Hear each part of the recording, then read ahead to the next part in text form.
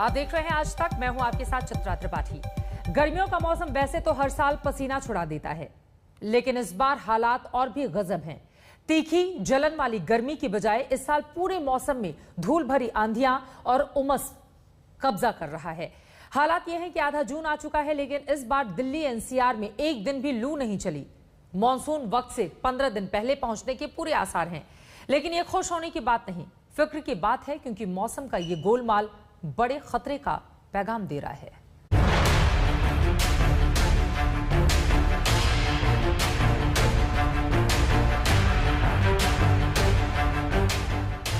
जलन वाली गर्मी की जगह चिपचिपी उमस, गर्म थपेड़ों की जगह आंधी तूफान, तपते सूरज की जगह बादलों का डेरा।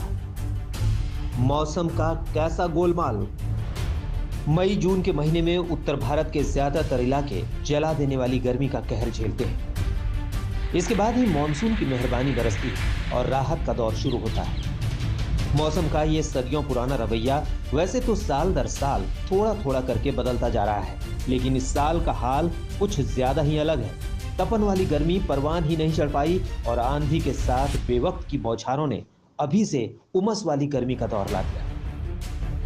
खासतौर पर दिल्ली और आसपास के इलाकों में मौसम का ये गोलमाल रंग कुछ ज्यादा ही गहरा दिख रहा है। देश के कई राज्यों में दस्तक दे चुका मानसून बहुत जल्द राजधानी दिल्ली में भी दस्तक दे सकता है। मौसम विभाग की माने तो इस बार मानसून अपने सामान्य समय से 12 दिन पहले यानी 15 जून तक दिल्ली में दस्तक दे देगा। इसके साथ ही वीकेंड पर अगर बात की जाए तो मौसम विभाग की तरफ से पहले ही अंदेशा जताया गया था कि वीकेंड पर तेज हवाएं और उसके साथ साथ हल्की हल्की बारिश जो है वो हो सकती है। आज भी वीकेंड है, शनिवार का दिन है और चारों तरफ बादल ही बादल छाए हुए हैं, तेज हवाएं चल रही हैं और इसके साथ साथ मौसम में भी अच्छी खासी गिरावट जो है वो दर्ज की गई है।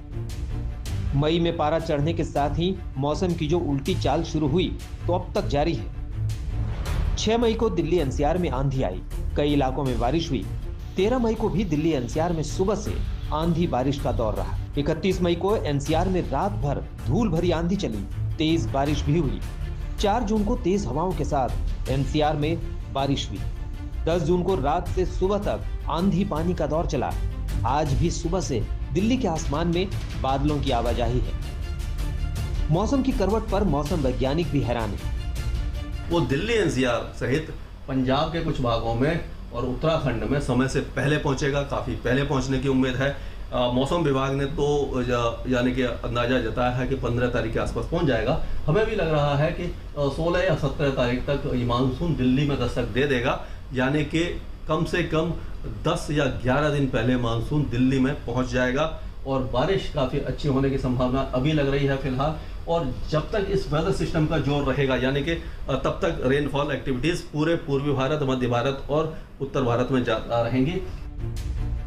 दिल्ली और आसपास के इलाकों में अमूमन अप्रैल से जून के बीच ज्यादातर लू चलती है, लेकिन कई सालों में इस बार गर्मी का ये पहला ऐसा सीजन है जिसमें एनसीआर ने अभी तक लू का एक दिन भी नहीं झेला।